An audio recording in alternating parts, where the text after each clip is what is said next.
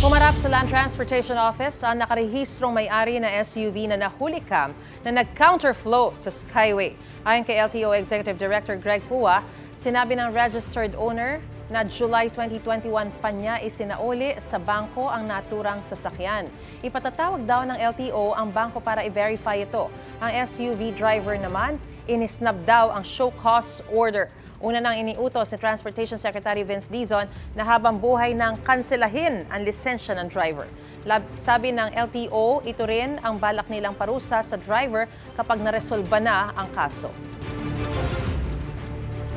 Yung perpetual disqualifications and revocations is on the table sa mga ganitong klaseng violation po. Lalo po nito, napakalayo, napakadelikado po nung ginawa nung driver. We don't want to preempt our decisions.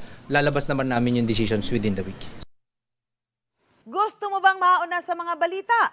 Mag-subscribe na sa GMA Integrated News sa YouTube at tumutok sa unang balita.